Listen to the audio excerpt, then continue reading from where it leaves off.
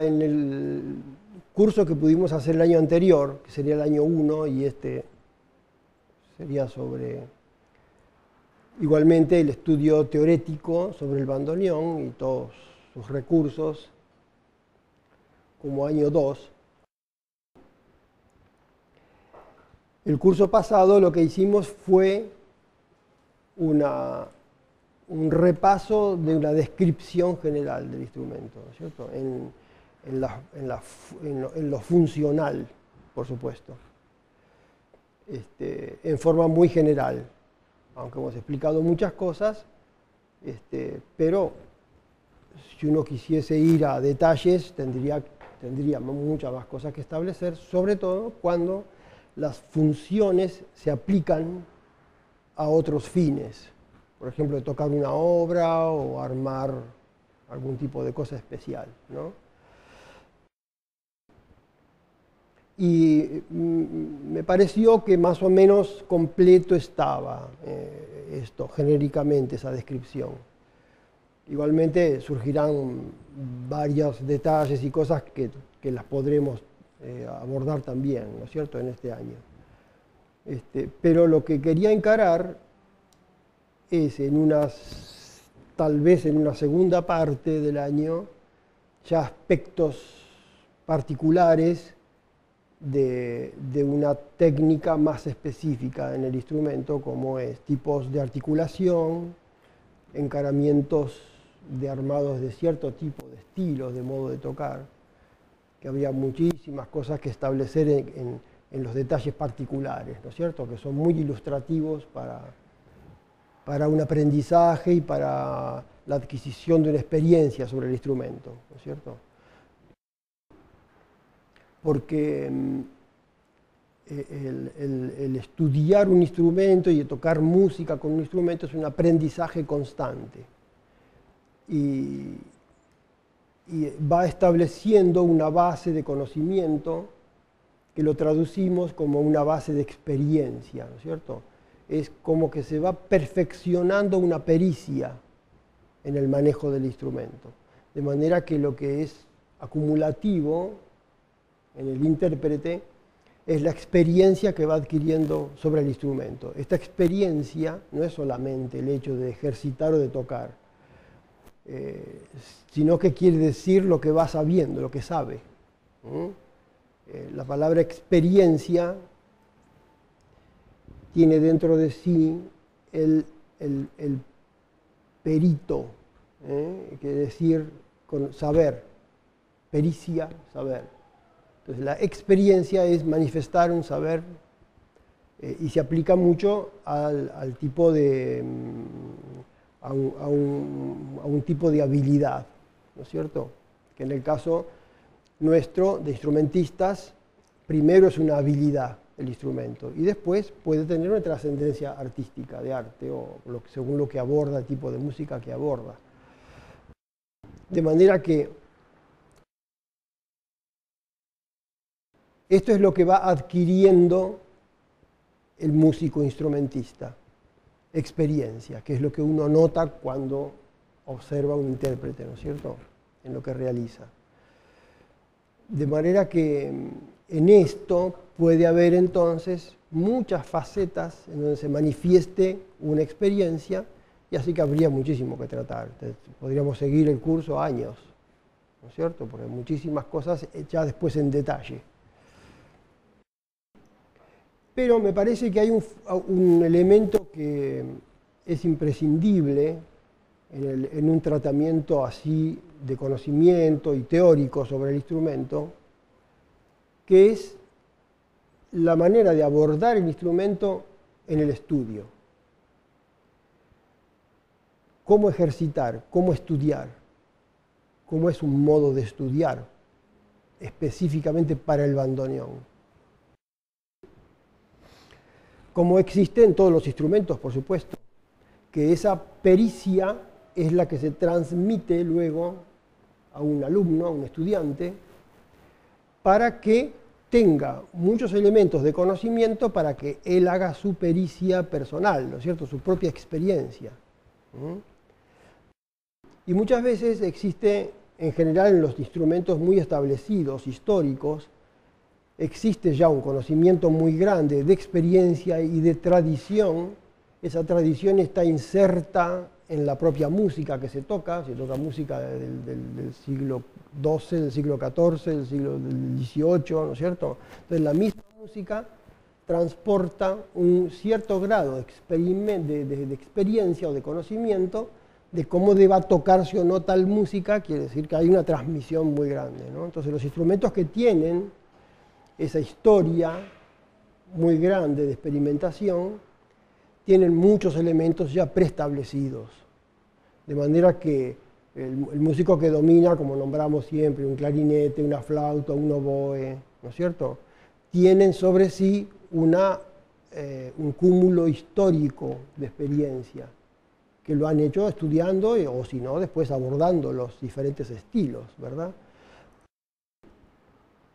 Entonces, y existen así entonces tratados, escritos, libros que contienen música e indicaciones de tipos de toque o cómo se toca esa música que está en la metodología de un tratado de X, pero lo más importante es la experiencia que transmite personalmente el músico, ¿no es cierto? Entonces, en el bandoneón nosotros, como hemos dicho tantas veces, estamos en ciernes, en una historia muy reciente, que consideramos que hay un primer paso dado muy importante dentro de todo el proceso histórico del tango, pero que es apenas un comienzo, si se quiere, bastante elemental en el sentido de en la proyección que el instrumento, creo yo, que pueda tener histórica, ¿no es cierto?, aunque es mucha. Entonces, aunque existen métodos escritos, editados para bandoneón, lo que tienen esos métodos, como decimos siempre, tienen música, tienen notas, pero no dice cómo se toca eso que está ahí. Y se sabe y no se sabe cómo se toca. Se sabe cómo se toca el que lo sabe, o el que tiene un saber que puede ser efectivo para poder realizar cosas. Entonces indica, lo que indica tiene eficacia porque ya es efectivo en él. La efectividad está dada por el resultado artístico musical, ¿no es cierto? Por supuesto, ahí está.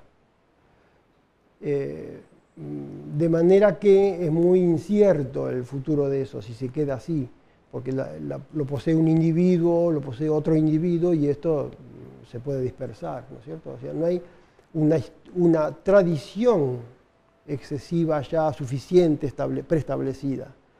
Entonces, es parte de nuestra labor, ¿no es cierto?, en la vida nuestra, de estudiar el instrumento, de tocar música y hacer mucha experiencia sobre músicas y de componer y etcétera, y tocar obras e ir armando en los movimientos que vengan en el futuro y el instrumento va a ir armando su experiencia, ¿no?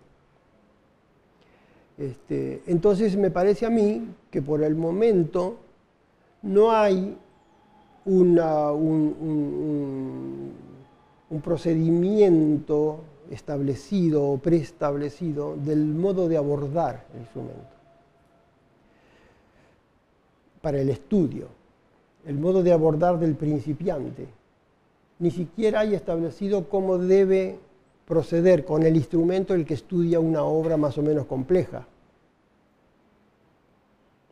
No existe eso en ningún elemento ya establecido como en un libro o en una parte en donde pueda haber acceso público, digamos, ¿no? Por supuesto, tenemos que mencionar que nosotros sí lo tenemos en la clase, lo hemos desarrollado ya con una experiencia de, bueno, ¿cuántos? 35 años más o menos, ¿no? Entonces yo creo que, bueno, que ahí puede haber un resultado, ¿verdad? Pero lo que pasa es que la labor de la clase va dirigida a un individuo que es el estudiante, el alumno, dirigida a la problemática que se le presenta en ese momento y que la unidad de la indicación de cómo se procede en cada elemento se entiende que la tiene que tener el que guía. Si el profesor tiene que saber hacia dónde va en lo muy proyectado, quiere decir que él tiene que estar formado, ¿no es cierto? Pero ahí queda en él también eso. Entonces, me pareció a mí por eso muy útil poder hacer este trabajo teórico, es decir, llevar a establecer elementos, principios y fundamentos de todos los procederes, de cómo se ubican en el instrumento, cómo se dan luego en la música, para que todos los conceptos estén agrupados en una gradualidad lógica que pueda ser abordable, que yo pueda ir a estudiarlo de ahí, que aún sabiéndolo puedo ir a ordenar mejor mi conocimiento, ¿no es cierto? Por eso la proyección teórica me parece a mí como que es imprescindible. La deducción filosófica para el ser humano en la historia no es desde el comienzo del ser humano. El ser humano tiene primero una experiencia de vida muy grande, siglos y siglos.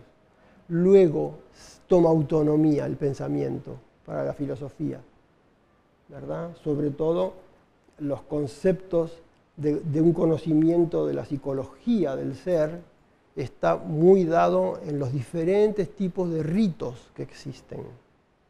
En los ritos y bueno, hablar de liturgias sería ya bastante moderno, ¿no? En la humanidad. Pero los tipos diferentes de rito están expuestos a un tipo de psicología de la conducta social. Social también es algo muy moderno, ¿no es cierto? Por eso lo menciono nomás para tener idea. Pero ven que el curso de la deducción, es decir, hacia una idea generalizada, hacia una idea universalista, es algo último. Para la humanidad es una cosa última, es de los últimos tiempos. Entonces, lo teórico, por eso se sabe ya, la palabra viene de lo hindú, ¿no es cierto?, de la India antigua, que indica un estado de revelación del Dios, el teórico. Entonces ahí sí, está como la explicación, por eso va al ritual. Pero para nosotros, después de los griegos, se produce una autonomía del pensamiento. Entonces la ciencia pasa a ser algo autónomo, el arte pasa a ser algo en sí mismo autónomo, y entonces ahora se pueden pensar en particular estas cosas. Entonces por eso que es lógico que lo teórico sea posterior para que termine explicando lo que sabemos hacer. No es a modo de manual lo teórico, que yo no sé hacer nada, miro el manual y voy siguiendo y voy haciendo. No, porque me faltaría la experiencia, porque el manual me guía a una cosa que ya está preconcebida. Y esto no produce ninguna novedad en el ser, ninguna lógica que lo proyecte, ¿no es cierto? Entonces, por eso hay muchas cosas para deducir en el bandoneón. Y como hemos dicho muchas veces, tenemos la mano ya formada en el instrumento a través de la perfección que solo puede conseguirse en la perfecta forma musical. Y cuando la forma musical está definida en su discurso y en su mensaje y todo, en su estética, entonces ahí es donde toma autoridad esa forma musical. Y manifiesta todo ese conocimiento, manifiesta como una sabiduría. De manera que, eso que ya hemos dicho, ¿no es cierto?, bastante, que el instrumento demuestra ser instrumento gracias a que existe la música. Si no, serían unas maderas con algunas cosas curiosas que hacen ruidos, ¿no es cierto? Y para nosotros, entonces, el que define al bandoneón es porque existe el tango como forma musical. Y aunque se realimentan uno a otro, ¿no es cierto? Y el bandoneón también define al tango en muchas cosas, pero aquí lo que dirige es la idealidad superior, digamos así, de la forma musical en la proyección de su propio arte, vamos a decir, porque el tango no es solo el bandoneón. Entonces, pero ven, existe ya, la pericia ya está en la forma musical. Entonces, por eso lo que nos debe guiar siempre para una definición de principios, como decimos, o de fundamentos, o lo que fuera, sobre el instrumento, es porque tenemos la música y que tocamos la música. Que aunque esa pueda mejorar, que nosotros como intérpretes podamos mejorar, por supuesto, pero que ya está, ya existe. Entonces la experiencia del tango es invalorable en ese sentido, porque ¿qué hubiéramos hecho de no tener eso? Y hubiesen traído hace 10 años un instrumento así, como sucedió cuando llegó el bandoneón. No sabían qué hacer bien, hacían canzonetas, ¿verdad? Entonces, por eso me parece que toma sentido el trabajo nuestro, más allá de lo bien o no bien que salga, ¿no es cierto? Pero por lo menos es un planteo de la necesidad de establecer esos principios en el instrumento. No decimos que lo excelente es lo nuestro, sino que lo nuestro es un servicio, como digo, necesario, ¿no es cierto? Que intentamos poder establecer algunos de esos principios y de esos fundamentos, y ahí estamos. Entonces, por eso que yo no digo que deba haber un solo modo de estudiar el instrumento, que se estudia así, como hemos dicho, se toca así. Usted pone la mano así y mueve así y así toca y así es. No, porque es muchísimo más complejo todo y mucho más variado. No con una sola cosa se va a resolver un instrumento. Eso no. Por eso lleva años adquirirlo, ¿verdad? Tampoco en la forma de estudiar, pero sí podemos establecer muchos tipos de procedimientos y fundamentar procedimientos que ayuden a conseguir una unidad de ese procedimiento para llegar mejor a la solución de formas complejas que nos propone la misma música.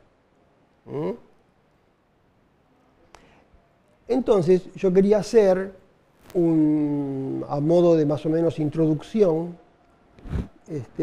un pequeño estudios, a su vez teóricos, sobre la psicología del músico, ¿no es cierto?, al encarar estas problemáticas. ¿Quién es el individuo y qué facultades posee y qué otras que no posee y que tiene que adquirir?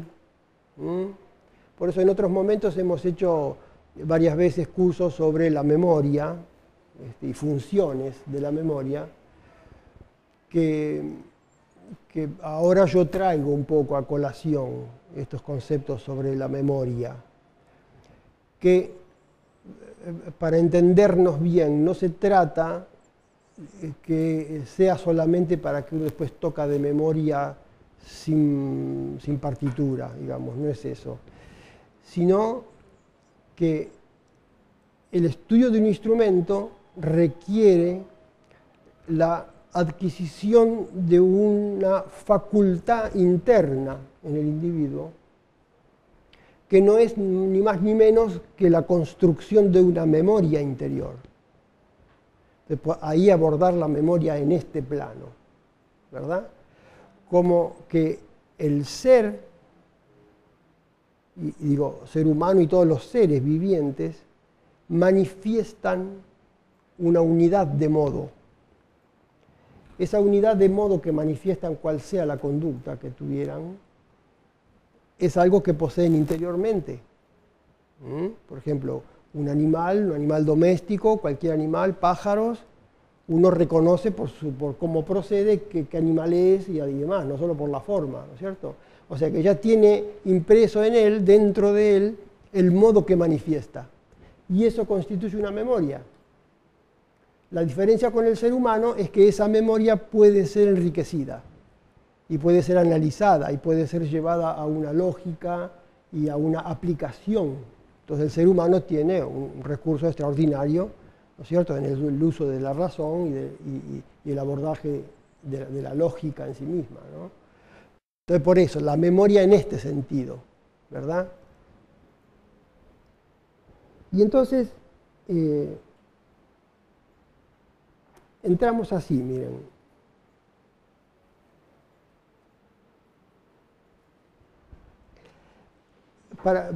tenemos varias maneras de explicar lo mismo, donde se manifiesta una cierta diversidad útil. Que la forma musical que está ya impresa en lo que en sí es la unidad de la obra musical, ¿no? Por tomarla directamente, un ejemplo directo así. El compositor ha puesto ahí una serie de símbolos que indican órdenes, son comandos, ¿no es cierto? Entonces es un papel escrito, en general ha sido así siempre, y el intérprete comprende los símbolos del papel escrito y los traslada a sonido, en cualquier instrumento, en lo que fuera.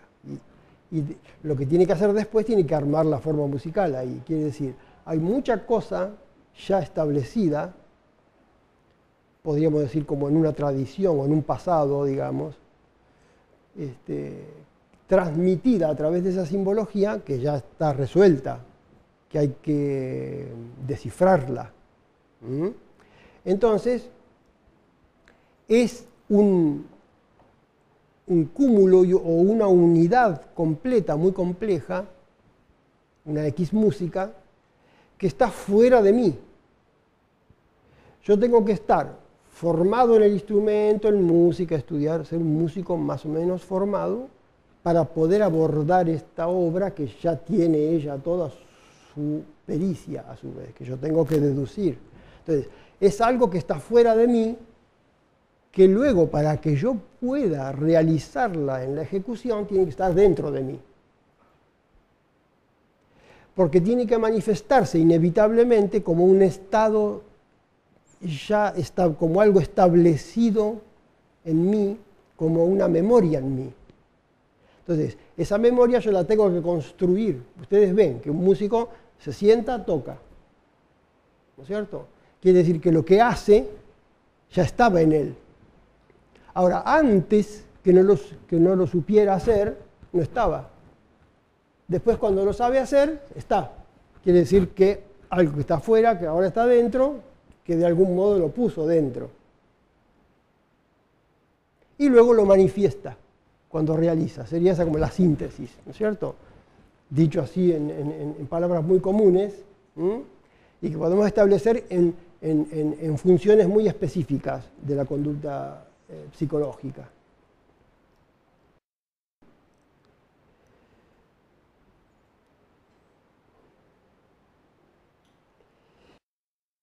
Porque lo llevamos a comparar así, que cualquier estado de la vida que se manifiesta es un estado de memoria siempre, y lo necesitamos imprescindiblemente para desenvolvernos en la vida. Solo el hecho, por ejemplo, por tomar cualquier ejemplo, caminar.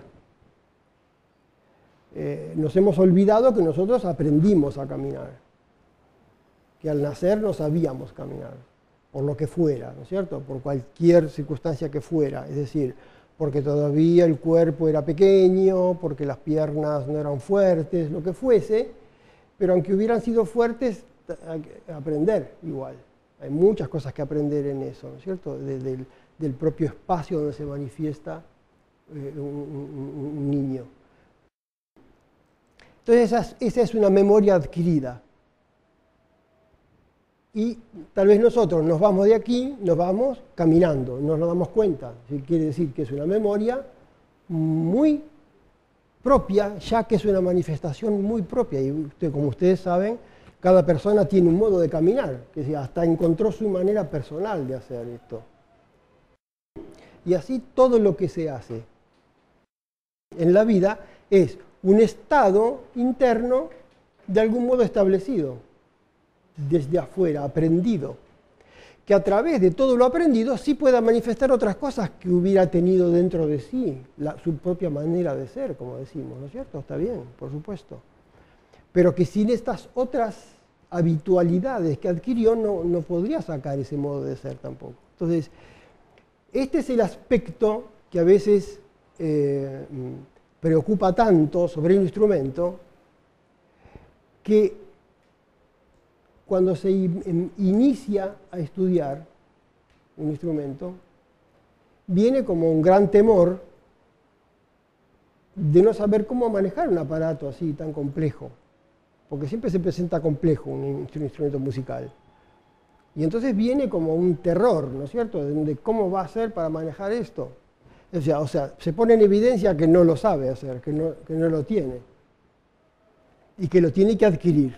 Entonces, inevitablemente tiene que haber una sistemática metodológica para adquirir esto, porque es mucho lo que hay que adquirir, es largo el camino, y si no está ordenado, corro demasiados riesgos de perderme, de confundirme, de no conseguir nada, de que se me va el tiempo.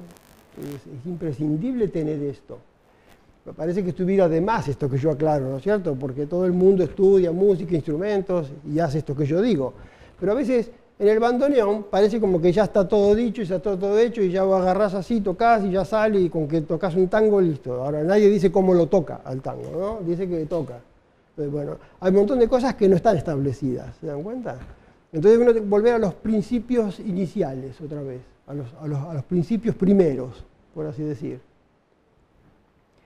Para darnos cuenta que necesitamos un ordenamiento más o menos específico, porque si no vamos a seguir así con una manualidad elemental que cada vez se va a ir desdibujando más, ¿no es cierto? Y lo que se requiere, sobre todo en un instrumento musical, que uno ponga el esfuerzo, que se siente horas y horas a trabajar para poder vencerlo, por así decir. Pero en eso tiene que haber una guía de estudio, una guía de trabajo, para no perder las energías inútilmente, ¿no es cierto? Entonces, ¿ven? Se hace necesario establecer una metodología, irla especificando, que como está tan unida a la propia pericia que se va consiguiendo, es decir, al resultado que se va teniendo, entonces, lógicamente que se tiene que ir transformando, corrigiendo, completándose con el tiempo, con las experiencias diversas de mucha gente que estudie mucho. No es que vamos a decir ahora nosotros acá todos los secretos, eso no es posible, ¿no es cierto? Sino trataremos de ser lo más ordenados posibles en las ideas, para tratar de ser fundantes en los conceptos, es decir, tratar de ver cuáles son las bases de los encaramientos y de los pensamientos para que se ordene un poco desde abajo la cosa, ¿no? Porque uno puede pensar que en un estudio teórico así, uno ya va a salir diciendo una serie de sabidurías, ¿no es cierto?, trascendentes que van a atravesar el universo. No, vamos a decir cosas muy elementales, como digo, caminar, ¿no es cierto? ¿Ven? Tenemos que ir ahí a ordenar, porque finalmente, para poder resolver todos los enigmas que se establecen en un instrumento, lo que tiene que hacer es mover los dedos. Así que para caminar hay que mover las piernas y para acá hay que mover los dedos. La música tiene esta cosa extraordinaria, nos lleva siempre a grados elementales. Porque a veces hablamos un poco impropiamente de tantos genios y genialidades y obras maestras y qué sé yo, y resulta que no, que también los grandes supergenios han tenido que luchar con el puntillo, con la corchea, con el dedo, con la tecla que se rompió, con los mismos problemas que tenemos nosotros, ¿no es cierto?, en un clave, en un órgano, en lo que fuera. De modo que es como el resultado de la música da un lenguaje que a su vez transporta al ser humano a un grado muy elemental de comprensión, porque si es un idioma tan universalizado la música, que todo el mundo puede percibir y sentir y emocionarse, aunque no sepa nada, aunque sea de otra cultura, aunque no sepa el idioma, quiere decir que es tan elemental el mensaje que llega a todos. Entonces, pues, ¿por qué es elemental? Porque después, claro, es muy compleja la forma musical, sí, pero es compleja en su formación, pero el mensaje finalmente después tiene que simplificarse. Y así es que cualquier persona, sea del campo, de la ciudad, de donde fuera, del río, ¿no?, de pronto escucha un preludio de Juan Sebastián Bach y ni le interesa ni de quién es ni nada, y se puede emocionar perfectamente, pero ven, esta es la virtud del lenguaje en sí. Con esto tratamos en la música. Por eso a veces Está bien que uno puede volar sobre alturas de cosas, ¿no es cierto? Pero el músico realmente, el que trabaja de verdad en la música, siempre está, aunque suba, después baja también. O sea, domina todos los grados. O no le produce ninguna cosa extraña que un gran maestro, que te tenga que enseñar a un principiante de 11 años y que tenga que iniciar a decir el dedo se pone así. No, hemos visto siempre eso, grandes maestros con cosas muy elementales y uno se extraña, mira, esta persona. Y eso es porque es un músico, ¿no es cierto? Entonces, yo lo que tengo que ir es en realidad sintetizando porque es demasiado lo que tengo. No los quiero abrumar con grandes procesos, ¿no es cierto? Pero sí que la mecánica sería esta, ¿no es cierto? Sería que hay un gran complejo en la mecánica del aparato del instrumento que yo tengo que incorporar esa organización del instrumento, como hemos dicho varias veces, es un orden organizado que tiene una relación muy directa con el propio orden del cuerpo. Es decir, que un cuerpo lo puede manejar, quiere decir que son leyes que están muy en coordinación con las propias facultades del cuerpo. Que una mano entra acá y la mano puede manejarse, todo está llevado a lo humano, digamos así. Entonces, en el momento de estudiarlo, toda esta complejidad del aparato tiene que ser incorporada, tiene que ser introducida dentro de la persona, es un conocimiento. A veces los alumnos más o menos principiantes pueden confundirse un poco porque vienen escuchando música de afuera y entonces creen que la música es un estado terminal ya realizado. Entonces vienen y tocan 4 notas y creen que ya tiene que estar perfecta y que tiene que ser la música que ellos escuchan afuera.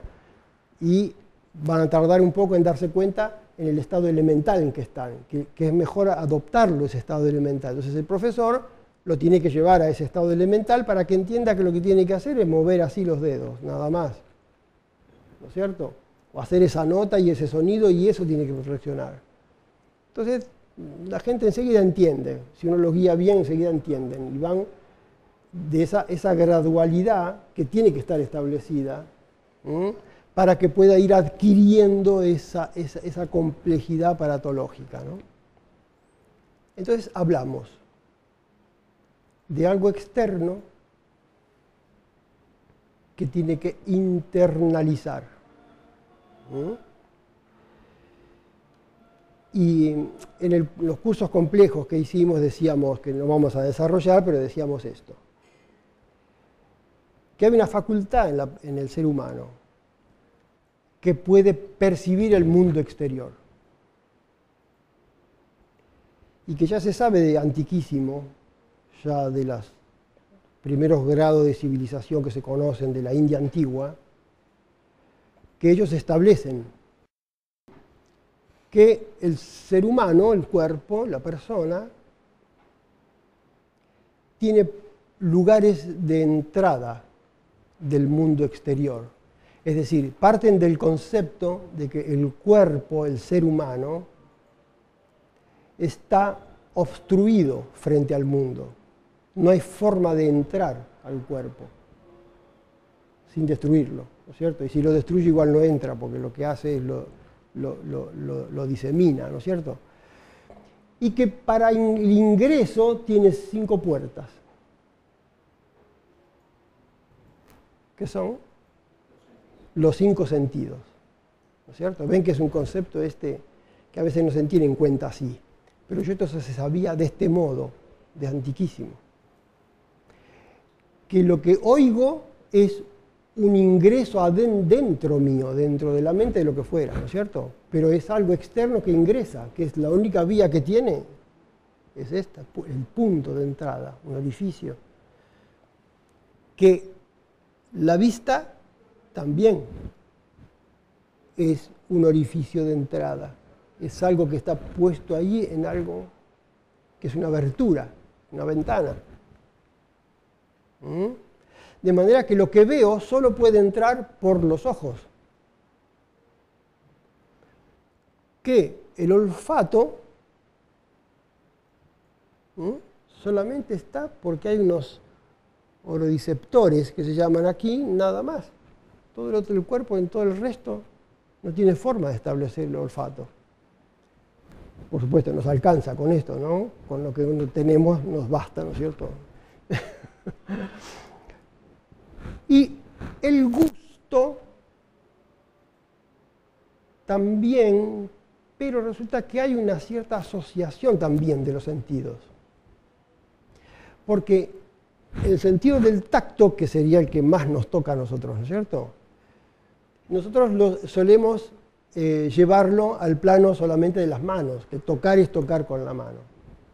Pero en realidad el sentido del tacto es todo el cuerpo, entero. Porque al entrar aquí a la habitación, al aula, nosotros hemos entrado con el cuerpo y el cuerpo recibe el espacio del aula. De manera que como si la hubiésemos tocado. Porque ya medimos si era chica, grande, si la pared estaba más allá o más acá, ya con solo verla no es necesario pensar en nada, ya se percibe en el tacto las distancias y demás que uno ya al ser adulto tiene muchas referencias. Pero que, bueno, hay una particular sensibilidad en las manos y en los dedos que sería como la cualidad del músico que va directamente a afinar el punto ese de acción, ¿no es cierto?, en la punta del dedo, del tacto. Y que está muy relacionado con el gusto, que el gusto es directamente en la boca para ingerir, u otras cuestiones de la boca solo, pero que también es tacto. Ven que el bebé de pronto confía en el tacto de la lengua y se lleva toda la boca porque acá donde él tiene el tacto seguro, la mano todavía no está. Y la madre lo reta porque va toda la boca, pero es porque acá tiene un centro de tacto muy grande. Y entonces después se relaciona también, porque nosotros desarrollamos el tacto en la mano y demás, en unas sensibilidades increíbles en la mano de un músico, ¿verdad? Porque acá nosotros tenemos que tironear, supónganse, pero el arco de un violín ya es más sutil. O los pianos modernos tienen una enorme sutileza en la cuerda y que está en la punta del dedo ahí. Pero que no deja de tener el sentido del gusto, está muy asociado al tacto. El gusto lo manifiesta con las manos. De manera que hay una sensibilidad del sentido del gusto que está centrado acá en la boca, que sin embargo se traslada luego, muy asociados. Por eso, hasta podemos establecer que tanto el tacto, el gusto y el olfato son como sentidos orales, en cierta manera. Bueno, pero eso sería otro estudio para hacer. ¿Por qué entro en esto? Porque solo esas 5 puertas tenemos para percibir el mundo externo. Y esto despierta dentro del ser, de la persona, despierta todas las facultades internas, que le llamamos sensibilidad. La sensibilidad sería la manifestación, como la respuesta de la percepción del sentido. Entonces, por supuesto que esto está fuera, como en la música, está fuera de los grados de exceso de sensualidad, digamos así, que puede haber también excesos, ¿no es cierto?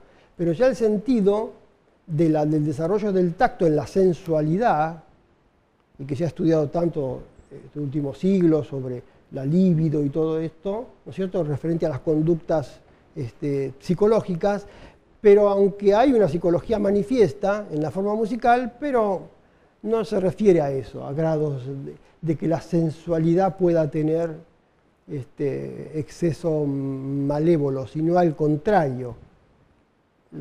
La sensorialidad, en todo caso, para nosotros es el alimento de la manifestación de la sensibilidad, porque tiene un fin trascendente, porque no tiene un fin solo del complacimiento personal, porque en el medio tiene un gran esfuerzo disciplinario del estudio del instrumento, de la música y todo. Entonces, esa sensorialidad se transforma en un elemento de comunicación hacia el exterior. Entonces, si el músico que está estudiando no no escucha bien lo que tiene que hacer, cómo lo va a dar después. Si no sabe que si el tacto va o no va, si la tecla está más allá o más acá, cómo después va a manifestar. Los sentidos acá entran como en una labor dominante que se tienen que adiestrar y educar enormemente para saber percibir y para saber manifestar luego. Por eso la música es ordenadora de las funciones corpóreas, de las funciones de la conducta, etc. Por esta misma cuestión, ¿no es cierto?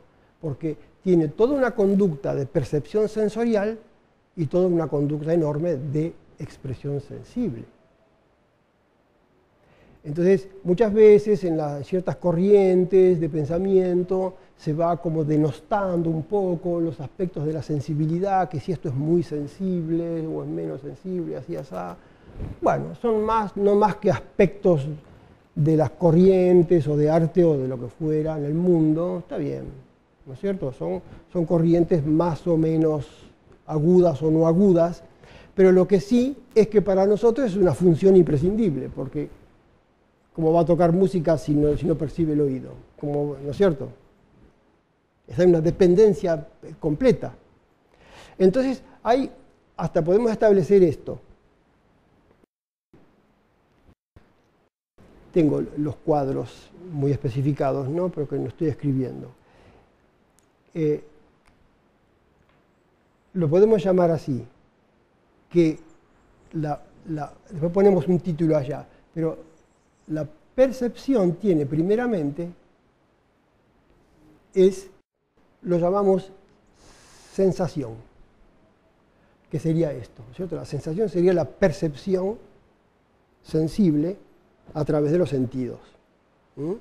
Entonces, a través de esta sensación, que luego se elabora interiormente, no nos estamos yendo por las ramas, no, estamos en tema. Porque esta sensación se elabora interiormente y luego se manifiesta. Son por lo menos 3 grados principales. Así nosotros adquirimos una música en todas las funciones de lectura, etc., que es a través de la sensación esta. Se elabora esta sensación como sensibilidad y se manifiesta como expresión. Quiere decir que todo el tiempo están estas funciones en juego. ¿No es cierto? O díganme ustedes si cuando ven que tienen que estudiar una partitura que les da el profesor y que tiene 12 páginas, no se asustan y quieren salir corriendo. Eso es tacto corporal. ¿No es cierto? La sienten en el cuerpo como que como que no les va a entrar ahí esto. Y viene el terror táctil, digamos así, ya dentro de todo en la persona. Dice, ¿cómo yo voy a poder hacer esto? El yo es, en este caso, el entero, ¿no es cierto?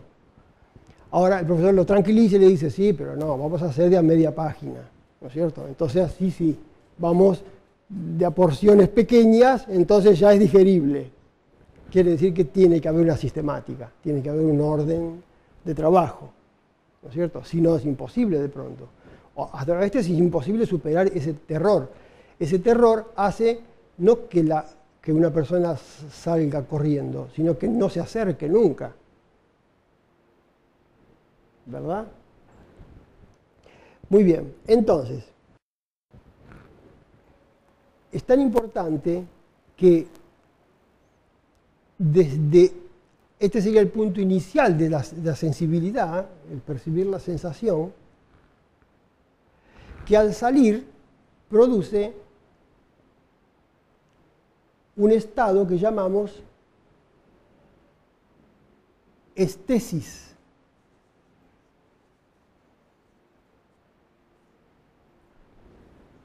Estesis, como llevándolo a una cierta traducción, sería tesis, estar, sería aposentarse, ¿no es cierto?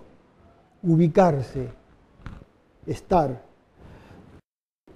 Cuando sea expresada, lo que se ha percibido, se ubica en otro lugar, se ubicó dentro, se ubica en otro lugar fuera.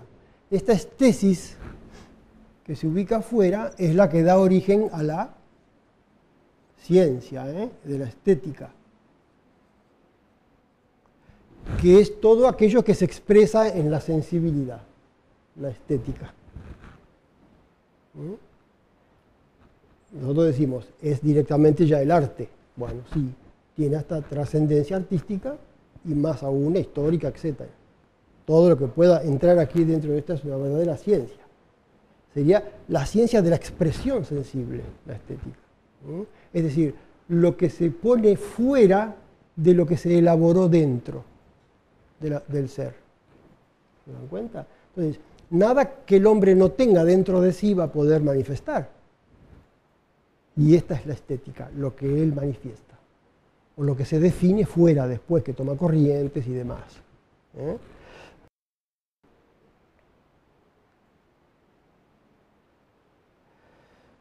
Ahora, acá esto es interesante, llamamos la primera sensación como sensación pura aquella que se percibe en principio, que ya tiene que haber un orden muy establecido también para el caso de un estudio, de qué es lo que se deja ingresar. Por ejemplo, si una persona estudia leyes y por primera vez estudia un capítulo de un tratado, del código, de lo que fuera, y ahí se entera de lo que dice, recién ahí lo percibe. Lo tendrá que elaborar para entenderlo, pero lo va a entender de verdad el día que lo tenga que aplicar. De manera que hay una exteriorización que necesita una elaboración interior. No es porque ahí lo sabe, porque leyó el libro, ya lo tiene. Entonces, la entrada es la sensación pura, es decir, como el elemento que está afuera, que entra de todos los modos, ¿no es cierto? Porque después vamos a analizar un poquito sobre el concepto de qué pasa dentro de la persona, ¿no? Cuando entra dentro esta sensación pura porque es la que existe, o lo natural, o lo que fuera, que ya existe y que ingresa, ¿no es cierto? Se transforma en sensación compuesta, porque ya dentro de la persona es compleja.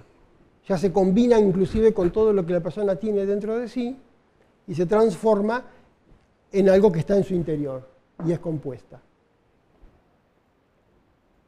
Inclusive compuesta porque ya no es la misma que ingresó, sino que ya tiene algo bastante de la pertenencia propia del individuo. Entonces, decimos que esta sensación compuesta dentro de la persona se va manifestando por unidad, o tiene una unidad de manifestación. Esta unidad de manifestación se da en esta palabra, que decimos, imagen. La persona, cuando recibe lo externo en su interior, se construye de eso que recibe una imagen. La imagen es la que tiene la unidad de lo que percibió. Si no, pueden ser palabras sueltas, nomás, que no dicen nada. No dicen nada, ¿por qué? Porque no las puede unificar en algo expresable, que sería el caso de la imagen. Interna. Por esto es que dice, esta persona tiene mucha imaginación, se ha construido muchas imágenes internas. No hablamos de una persona que está desequilibrada, sino en todo caso de una persona que pudo adquirir muchos elementos que le construyeron muchas imágenes internas para después expresar. ¿Qué vamos a sacar nosotros de un niño que estuvo 10 años encerrado en una habitación? Si no le dimos ninguna imagen, ¿qué va a expresar después? Sino que expresa de lo que ha vivido y de las vivencias que se le permitió vivir. Si no tiene construida ninguna imagen, ¿qué cosa va a decir? Por eso que muchas veces en las culturas, en los lugares determinados, geográficos, de pronto, salen los niños con una multiplicidad de imágenes enormes construidas, que las vemos, decimos, o paisajísticas, o vivencias familiares, o vivencias de grupo, o vivencias de tribu, o vivencias de pueblo, lo que fuera, muchas vivencias de la vida propia de toda la gente, y los niños son una esponja, son absorbentes constantes de elementos de sensación, de elementos de sensibilidad después dentro de sí. Y no pueden tal vez, ¿no es cierto?, manifestar inmediatamente esto que perciben, pero que se construye la imagen es seguro. Puede ser después que tal vez no tengan ni motivo, ni necesidad o lo que fuera la circunstancia de manifestarlos, pero de algún modo lo va a manifestar. Lo vemos, no solo que tengan que ser músicos después o pintores, pero son apreciadores, digamos, saben de qué se trata cuando ven que otro percibió y manifiesta un arte, ¿no es cierto? Y si tienen las mismas imágenes construidas, no hay estados de grandes identidades que se establecen. Entonces es evidente que se forman imágenes interiores para después manifestar tipos de imaginación. Esta imaginación es como recurrir a las imágenes que tengo, armar otra unidad de dicción. ¿No les parece que esto es recurrir a una memoria? Si es algo que yo ya tengo, no es una memoria. Entonces, hay ya de por sí, con el hecho de vivir solo, la construcción de memorias internas. ¿Se dan cuenta? Y entonces, para componer una música, para pintar un cuadro, escribir un poema, hacer un verso, la persona va dentro de sí a buscar. ¿Qué se imagina? ¿Qué otra imagen puede construir tal vez? Y eso va a manifestar. Porque si no, ¿qué sentido va a encontrar de tener que decir algo en un verso? ¿Para qué va a decir eso que tiene que decir si no tiene ninguna referencia? La referencia será el manifestar que alguna vez percibió tales o cuales cosas y que ahora necesita sacarlo de sí. ¿Se dan cuenta de lo que es esto? Qué importante.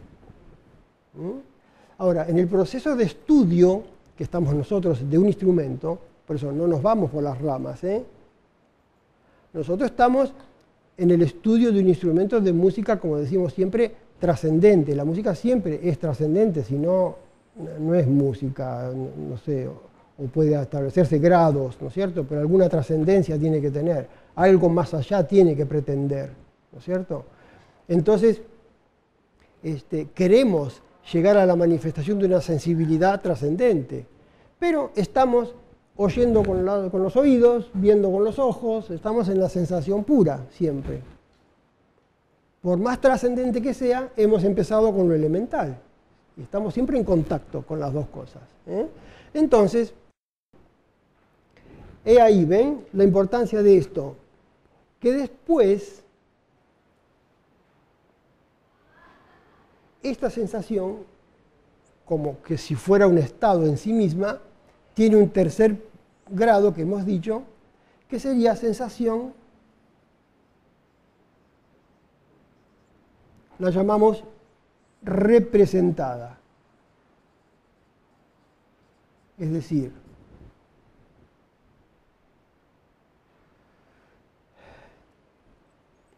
que cuando yo percibí tal cosa, se necesita para esa percepción un estado de presencia, había que estar ahí. ¿No es cierto? Presencia. Y yo capturo la presencia en la sensación. Y la capturo y la hago imagen. Esa imagen sostiene la presencia. Y tal vez necesite, luego en un futuro, manifestar esto para volver a hacerlo presente. Y volver a la presencia otra vez, que una vez tuve y que ahora tengo dentro de mí. Y la represento.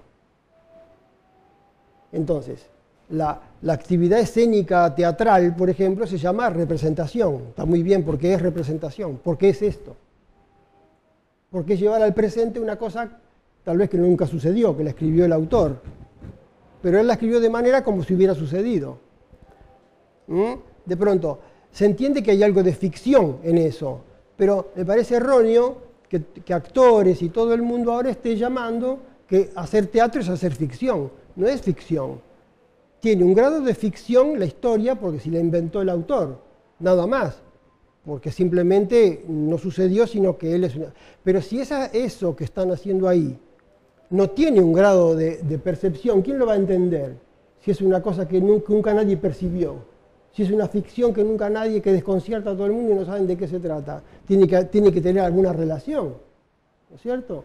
Y después esto tiene que constituir una imagen y ser representada. Y ahí es representada. Por eso, al ir a ver teatro, por ejemplo, oír teatro, mayormente el que está atento en algún momento se va a sentir identificado con lo que está pasando ahí, cualquiera sean los grados.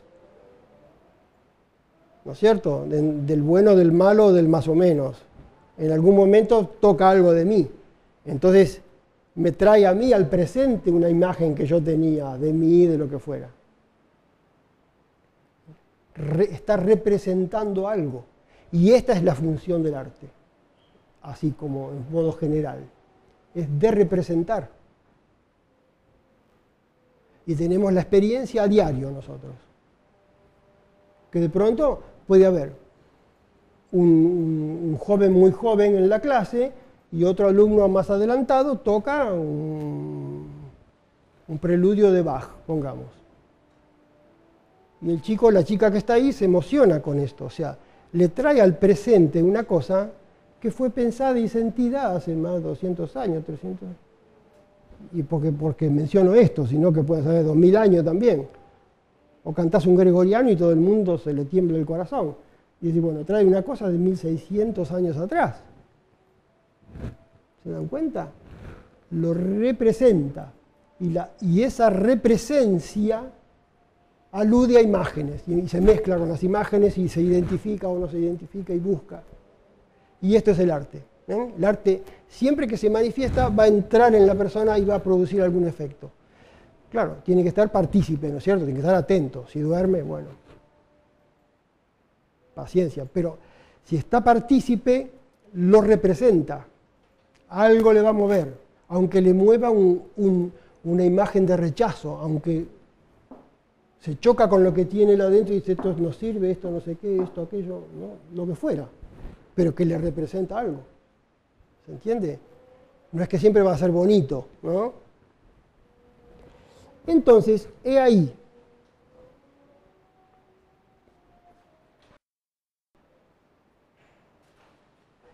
Que ven que esto que hablamos nosotros, que yo tengo que ingresar un elemento dentro de mí, de la mente, de lo que fuera, ¿no? Que tengo que elaborarlo dentro de mí y luego lo tengo que sacar. Sería, desde el punto de vista de la sensación, este cuadrito tan sintético. Luego vamos a explicarlo de otras maneras, con otros puntos de vista, para entender otras cosas también, ¿no? A este respecto.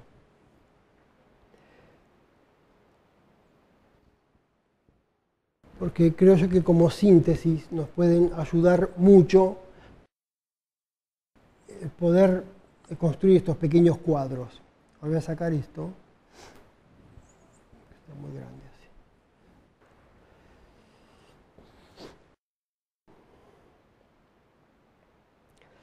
Ya luego vamos a ir, no se preocupen, vamos a ir después a sistemáticas bien específicas para el instrumento, cómo armar cosas. Pero me parece, ya que esto no suele desarrollarse mucho en los estudios y demás, que puede ser muy útil para mucha gente, ¿no es cierto? El poder más o menos ubicarse sobre qué cosas estamos tratando, sobre qué elementos tan importantes que está en juego, que no solamente es ya saber tocar un instrumento, sino cómo llego hasta ahí yo, qué me implica un compromiso íntegro, ¿no es cierto? Es un compromiso completo de la persona. Sino, como vemos a veces, tantos fracasos en el estudio porque no tienen fortaleza o que se dan cuenta que tienen que entregarse demasiado y darle mucho tiempo y trabajo y demás, y no están dispuestos, y bueno, está bien, cada uno sigue su camino, ¿no es cierto? Pero es porque también el instrumento exige cierta dedicación, ¿no? Entonces decimos que en el aprendizaje existe una sujeción intrínseca, interna. Este proceso que hemos detallado, que hay otros cuadros diferentes que van a lo mismo y que ilustran más, pero que al transformar sensibilidad interna se produce una sujeción interior, hay algo que captura interiormente. Entonces decimos, esta sujeción intrínseca recibe, ¿no es cierto? Es lo que recibe en la persona. Digamos que estaría representada en esto, ¿no? En el propio yo, en el ego, y que se transforma en ser un centro. Porque hay unos escritos novelísticos y demás, y ya se sabe mucho en la historia, que dicen, estos músicos son siempre muy egoístas. ¿No? Otros dicen, no es que son egoístas, son egocéntricos, o tienen una egoicidad que se va agrandando cada vez más. Porque la mayor parte del trabajo que hace el músico siempre es adentro de sí mismo. Entonces, inevitablemente que se va agrandando eso, ¿no es cierto? Lo que tenga que cuidar la persona es que no se deforme, en todo caso. Pero agrandar se va a agrandar. Otros dicen, estos músicos creen que ellos son los únicos que viven en la sociedad, ¿no? Quieren todo especial para ellos.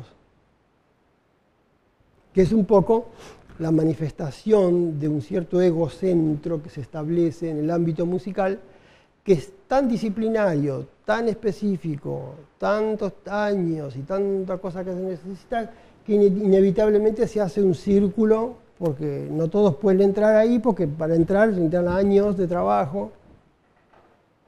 Entonces desde afuera se ve como un egocentro excesivo. Pero un poco es porque es el sistema de trabajo. Es esto. Por eso lo que tenemos que cuidar es de que no se deforme, pero agrandarse se va a agrandar, ¿no es cierto? Deforme es cuando de pronto estamos a un paso, ¿no es cierto?, de unos egocentrismos tremendos, de orgullos y de soberbias y de mandarse la parte y de querer sobresalir, y bueno, está ahí nomás, porque la mayor parte del trabajo está ahí. Un poco es como un defecto del oficio, digamos, ¿no es cierto? Lo mismo para el cantante. Bueno, el arte, sí, el arte en general. Por eso, ¿viste? Y desde afuera se mira, estos son unos soberbios, mira estos cómo hablan, ¿verdad? Y puede ser que lo sean, y que tal vez están a un paso de que se deforme esto un poco, ¿cierto? Pero no se mensura Pero lo que, claro, no se mensura el esfuerzo, y a veces desde afuera se pide de que la persona sea humilde y todo esto, ¿no? Pero lo que pasa es que esto ha trabajado mucho su interior. Por eso muchas veces lo que tampoco se conoce del interior del artista es que los grados de esfuerzo máximo que tiene que hacer produce un cierto padecimiento interno, eso nunca se ve, ¿cierto? Que hay un padecimiento interno por las grandes transformaciones que tiene que hacer dentro de sí, pero que la deformidad que se debe evitar es porque esto es así para poder expresar, no para hacerse rico, ¿no es cierto? Ni para, aparte que puede ser rico, pero sino es para expresar. Que la expresión esa pues le dé dividendos, bueno, eso es una consecuencia, ¿no? O que le dé mucha pobreza, también es una consecuencia. Pero que todo este trabajo es para sacar fuera. Pero a mí me parece importante tener que entender que un músico va a trabajar en su estudio de lo que él tenga en su interior. No va a trabajar de lo que nunca percibió. Y no que porque le mande un catálogo a decir usted tiene que hacer así, mover esta palanca, hacer así, que así con eso lo va a hacer. No. lo va a hacer con la construcción de la imagen interna. Entonces él va a tener que trabajar mucho dentro de sí. Por eso yo les digo a los alumnos, ¿no? Bueno, el trabajo más importante, el verdadero laboratorio de elaboración de lo que tenga que resultar es en casa. El trabajo cuando está solo el estudiante estudiando en su casa. Ese es. No es que va a estudiar al conservatorio, no, estudia en su casa. Va a mostrar lo que trabajó en el conservatorio. ¿Se entiende? Entonces hay que enseñarle al músico cómo tiene que proceder cuando él está solo, qué tiene que hacer con lo que va recibiendo y absorbiendo, cómo lo tiene que elaborar. Y que haga su propia experiencia, su propia pericia. Esto en la pedagogía es enorme, principalísimo. Porque la música en el instrumento es una de las no muchas actividades humanas donde se requiere una pericia personal. Entonces hay algo que te ha construido internamente. Y tiene un estado de realidad mayor que muchas otras actividades porque es lo que yo sé hacer en la música. Y esto es una propiedad. Es algo que realmente pertenece a la persona, porque lo adquirió, lo elaboró y lo sabe decir. Entonces, esto es grande para un ser, para una persona. Y el volcarse a la música le da una forma, una modalidad de expresión a la persona toda después. Como decimos, y como se dice ya desde antiguo, que todos debieran estudiar música. Platón y demás, eran todos músicos ellos, todos los sabios antiguos. Y siempre, y en los rituales y ritos que mencionábamos antes, la música está como primero en todo. ¿No es cierto? Entonces, la misma música es la que enseña muchas cosas de las conductas internas. Y regula y ordena. ¿Se dan cuenta? Entonces es tan importante el trabajo interno. O sea que, dado 5 músicos, la entrega va a ser diferente en cada 5 músicos. Va a ser diferente porque es personal, pero puede responder a una misma proposición y a un mismo fin. Usted puede tocar el mismo tango, ¿no es cierto?, que tiene la misma proposición de la obra y tiene un solo fin, que el público baile, pongamos. Sí, pero cada versión va a ser distinta porque fue elaborada distinta interior. Este sería el estudio de la música, es así. Entonces, lo que la persona elabora dentro de sí. ¿Entiende? Entonces, por eso hablamos de sujeción. Ya vamos a desarrollar estas otras palabras.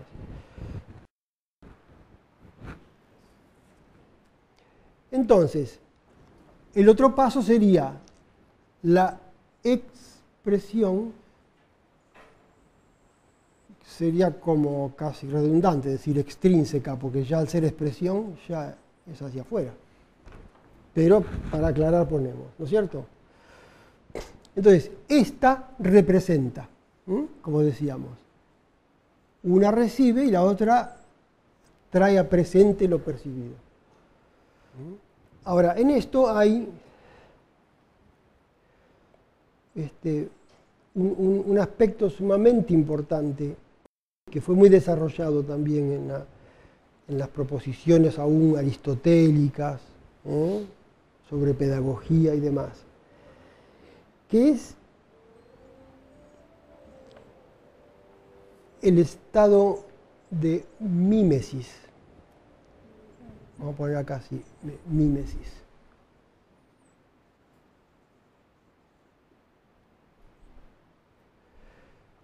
Quiere decir un estado reproductivo por identidad. ¿No es cierto? Repetir, digamos, podría ser, pues se entiende lo que es mímesis. Que hay, sí, una conexión de identificación. Hay una identidad expresada en estado de mímesis. La persona imita.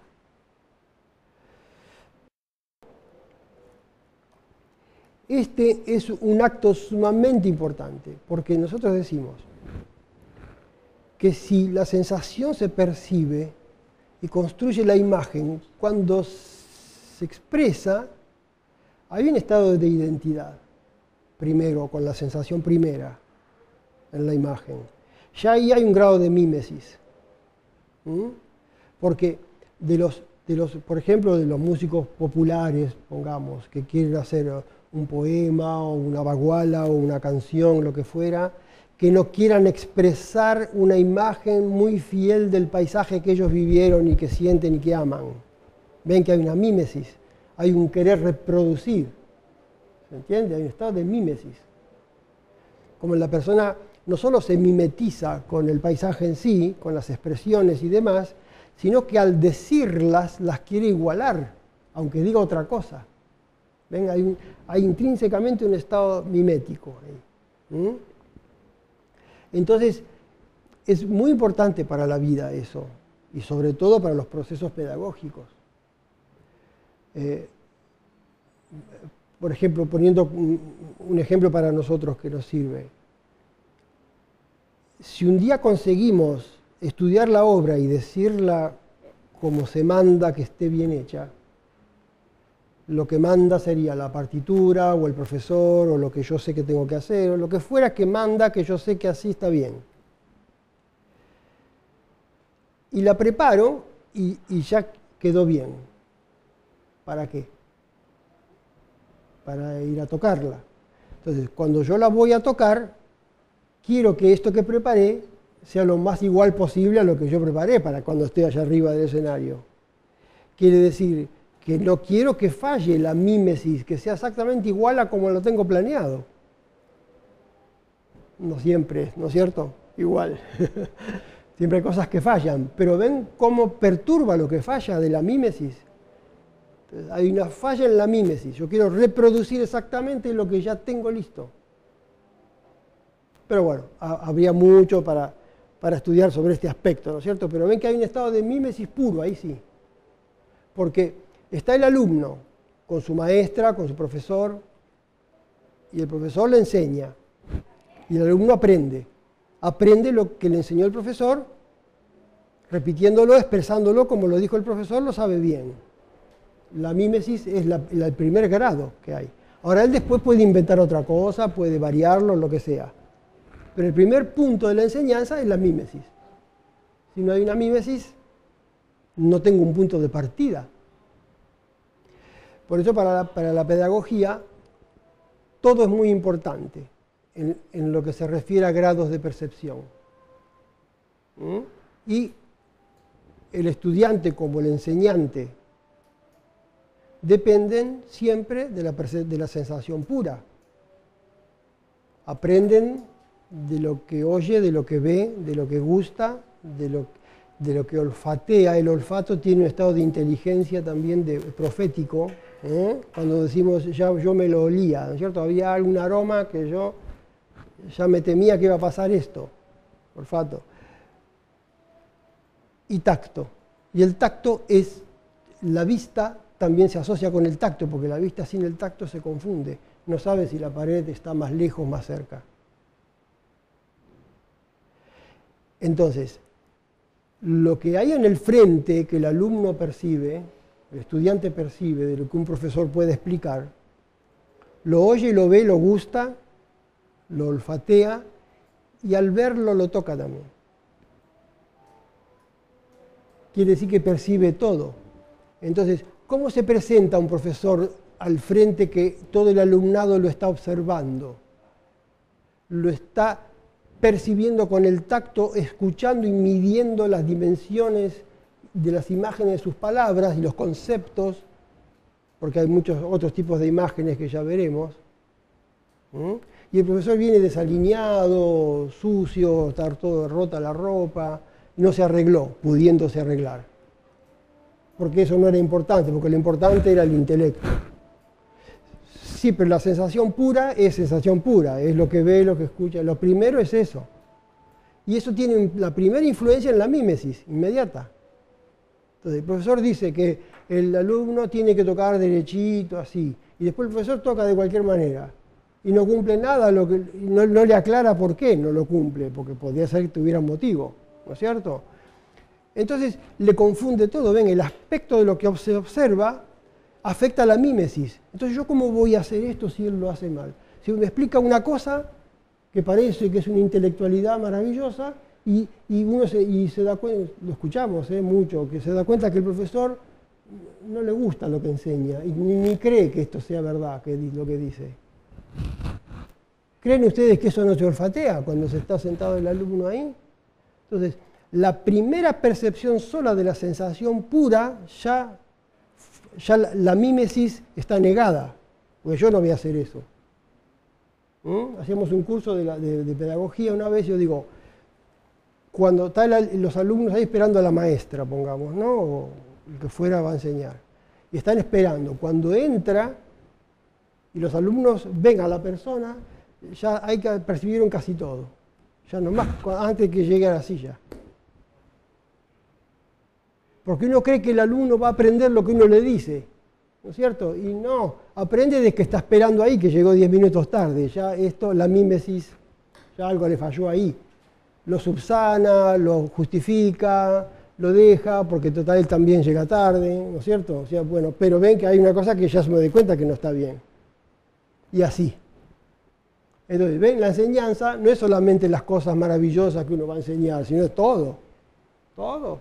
Uno dice, bueno, ¿quién pudiera tocar como Arrau? ¿O quién pudiera tocar como no sé qué? ¿O como no sé cuál? Bueno, por eso. Ven, hay un grado ahí de la mímesis que yo sé que no lo puedo alcanzar. O sí, tal vez, que tendría que consulto, que me aconsejen, sí, usted podría hacer tal o cual cosa, trabaje así, haga esto, haga aquello. Y podría.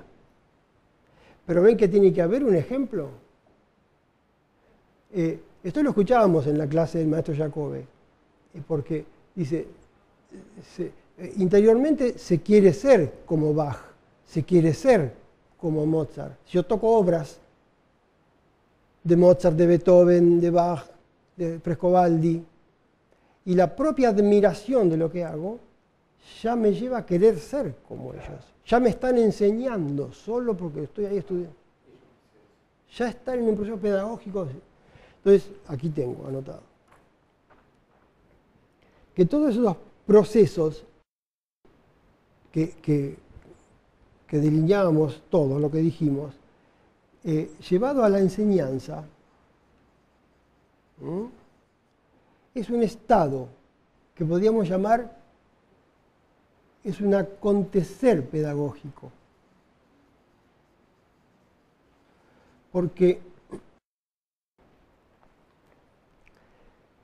la pedagogía es un estado constante.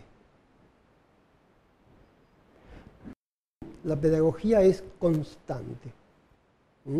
Porque uno está en vigilia durante el día, duerme durante la noche, pero aunque no seamos del todo conscientes durante el sueño, da lo mismo, sabemos que estamos sosteniendo la vida. Uno se despierta a la mañana y prueba eso, todavía está en el lugar, ¿no es cierto? Entonces, está sosteniendo todo lo que va llevando, de las imágenes, de lo percibido, ¿verdad? ¿Y cuántas conclusiones hay que uno se levanta para ponerse las medias o no sé qué, y ahí se da cuenta, uy, sí, claro, esto era de tal manera, y ahí resulta que se elaboró y ahí vino, porque está constantemente trabajando todo lo que uno tiene dentro de sí. O en un momento inesperado, que uno va para allá y cuando va se cruzó una idea y la idea estaba en relación a lo que yo estaba preocupado por tal cosa y me viene la solución ahí. Quiere decir que hay mucho trabajo, que está constantemente. El estado pedagógico, no solo por eso, sino que porque todo lo que se percibe del mundo, toda la observación, es un estado de ingreso de sensación pura. Así que me enseña. Por ejemplo, en esta época tenemos que tener mucha fortaleza para sostener ciertos procesos de estudio y de compenetración en formas complejas de la música, cuando el mundo no va a eso, no está yendo a eso. Está yendo a formas tan burdas y tan decadentes de pronto, en donde los grandes estudiosos de música, de instrumentos, de lo que fuera, es evidente que están todos escondidos, porque ¿dónde van a estar? No se los ve porque el mundo no los muestra, pero nadie va a aceptar la desaparición así porque sí. Quiere decir que están trabajando en lo discreto, digamos, ¿no es cierto?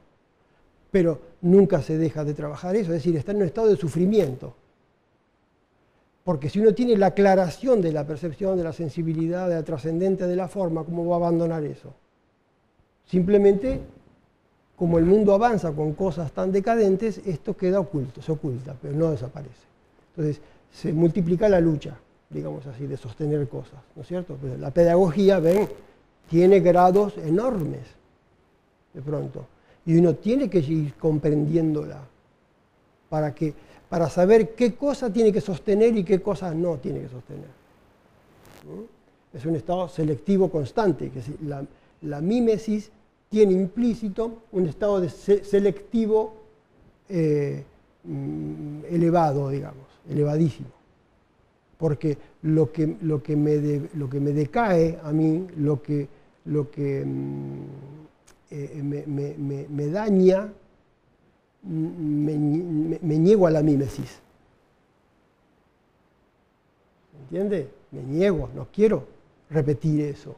Y sí quiero repetir otras cosas. Desde la mímesis, cuando hay un sufrimiento muy grande de desplazamientos, de cosas de mucho valor, se sufre, se padece mucho para sostener los estados de mímesis que se quieren. Entonces uno recurre a veces a la historia, y decir, cómo pasaron su vida los grandes músicos, grandes pintores, y uno va ahí, ¿y qué va a ver ahí? Va a ver que han sufrido muchísimo. Bueno, así que no somos los únicos. Bueno, todo eso es un estado pedagógico, es como decir que mientras uno tiene vida, va a estar en ese aprendizaje. Uno no va a terminar nunca de aprender porque va a estar viendo cosas siempre de menor, mayor magnitud, pero uno va a aprender finalmente, ¿no es cierto? Por ese estado selectivo. Entonces aquí, miren, decimos, reproducción, que es como decir representación, reproducción de un hecho estético que depende de un estado inframimético, es decir, de un estado elemental, como estábamos diciendo, ¿no es cierto? Un estado elemental de la mímesis. Ustedes ven a veces la juventud, la primera juventud, la primera adolescencia, segunda adolescencia, cómo van adoptando elementos dispares, diversos, mimetizados por procesos de modas universales, de perforarse el cuerpo, de hacerse cosas. Mayormente uno puede deducir que no hay convicción en eso, sino que simplemente son estados miméticos. Y que podrían ser como inframiméticos porque como lo hacen todo y lo hacen muchos, sería la razón más elemental para hacerlo, ¿no es cierto? Quiere decir que yo no pongo nada de lo mío, yo solamente me entrego a que hagan sobre mí aquello que ya viene la corriente, ¿no? O el estado elemental de la mímesis no tiene por qué ser malo, sino el solo hecho de abordar los elementos, hay un estado elemental bajo de la mímesis que tiene que subir.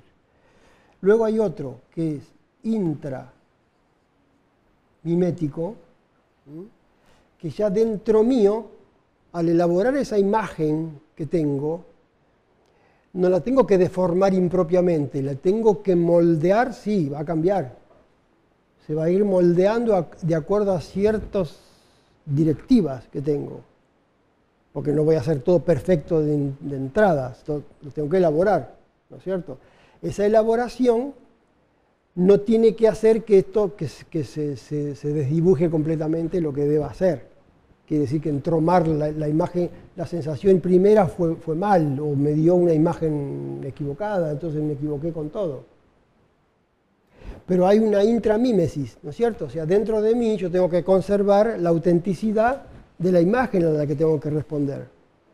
Y esto ahí es muy delicado, porque muchas veces se ve que de pronto gente que estudia mucho música, pero cuando uno escucha esto, está todo deformado, que lo equivocó todo completamente, ¿no es cierto? O por las velocidades o por lo que fuera, o estéticamente o estilísticamente. Se pueden ir. ¿no es cierto? Quiere decir que ha habido una deformación de la imagen, hay una mímesis ahí que se torció, se fue para otro lado. Pues hay una mímesis interna.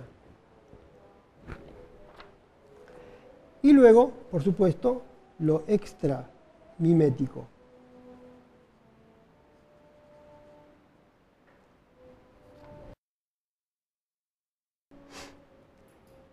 Es decir, que cuando eso salga en expresión, encuentre identificaciones. ¿Verdad? Que corresponda, ven que muchas veces se tiene esta sensación, ¿no? De que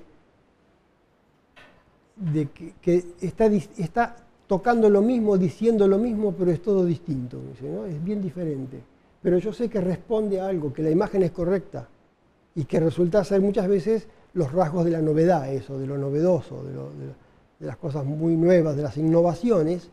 Son innovaciones mientras que conserven cierta mímesis de un original.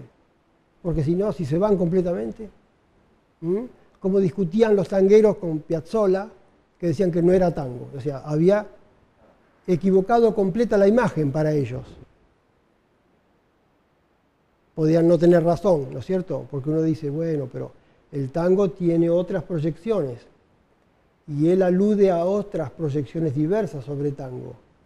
Y X obra podría no ser un tango en sí, pero que sí es tanguística. Quiere decir que hay un grado de la mímesis, de la identificación de la imagen, que está cumplida. ¿No es cierto? Y que es una proyección que hace una diferencia. Muy bien, bueno, si es diferente, tiene que ser diferente también, ¿verdad? Entonces, ven, hay una discusión ahí de punto de vista estético, pero se refiere a que si responde o no a la imagen, ¿se dan cuenta? Que ahí está jugando la mímesis, está haciendo una fuerza.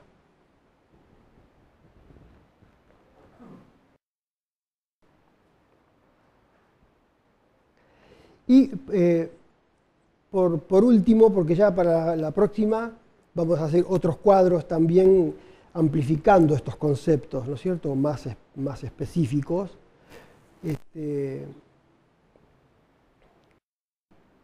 Decimos que yo estoy estudiando una obra y se produce esta percepción de la sensación pura con lo que estoy haciendo, porque estoy recién dándole ingreso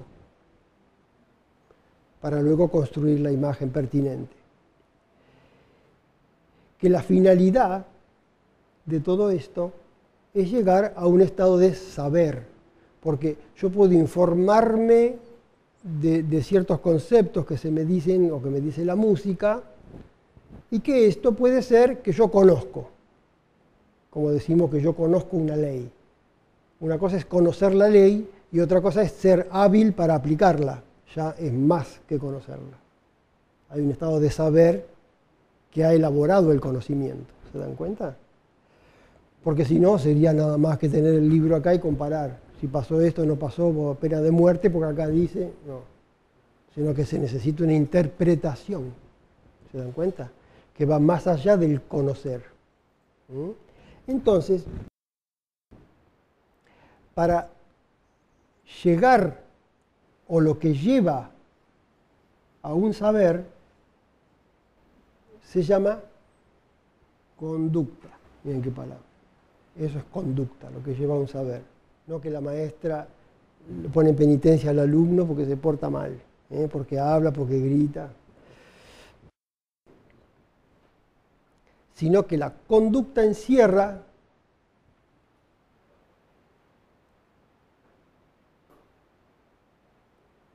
digamos que solo la familia de palabras me lo da.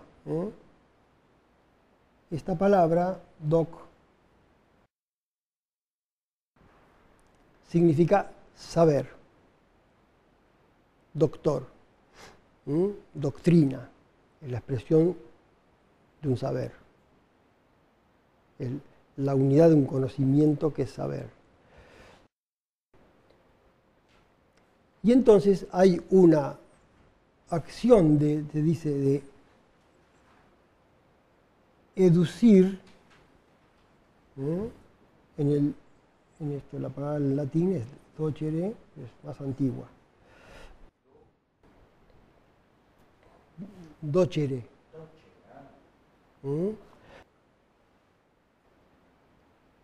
docente.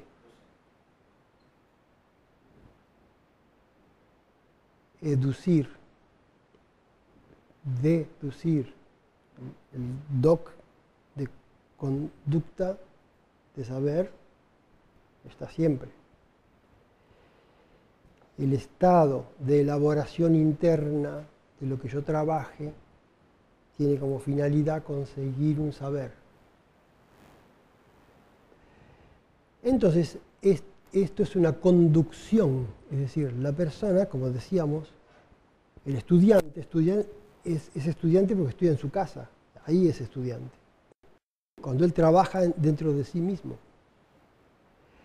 Quiere decir que él se conduce de acuerdo a directivas y según cómo interpreta esas directivas.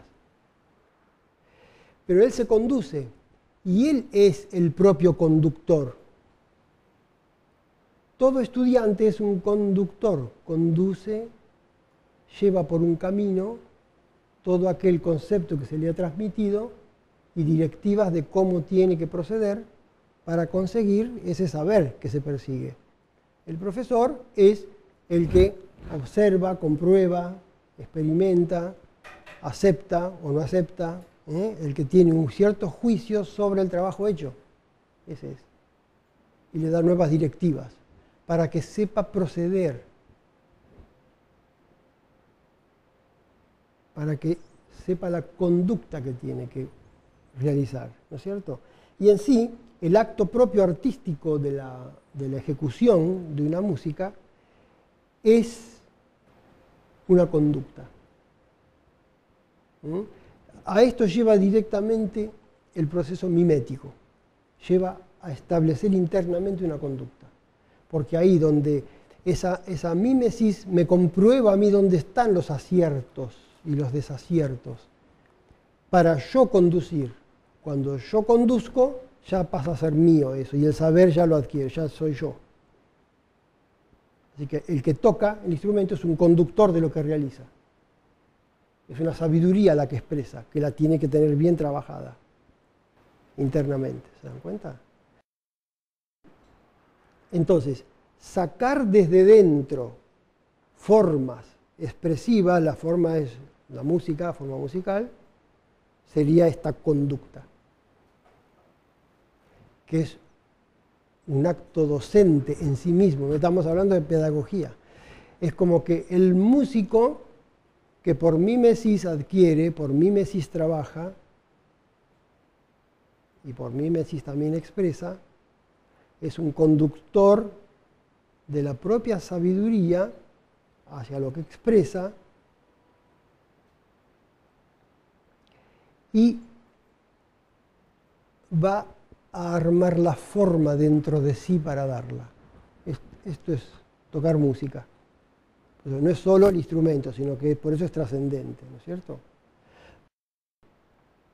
Pero que los estados estos estéticos en general son estados de reconstrucción interna, ¿no es cierto? Eso decimos de la imitación, se imita, en general el ser humano ha imitado a la naturaleza, imita el viento, imita la lluvia, imita el trueno, imita, y saca de ahí.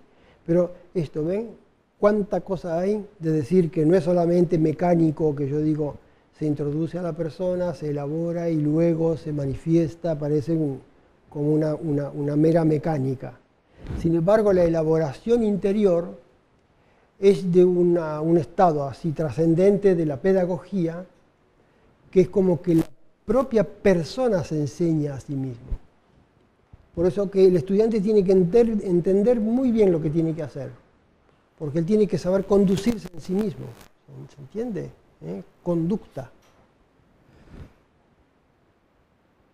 Bueno, mucha cosa. Vamos a usar una o dos clases más para exponerles esto y que por lo menos quede expuesto. Y después entraremos en otras sistemáticas más directas, ¿no es cierto?, en relación directa con el bandoneón, con el instrumento. Pero bueno, ese tratamiento que yo le doy es muy general sobre, ¿no es cierto?, sobre enseñanza y pedagogía en general. Pero me parece como que es necesario que si lo podemos abordar No tenemos apuro tampoco, ¿verdad? Así que lo seguiremos desarrollando, si ustedes me tienen paciencia. Gracias.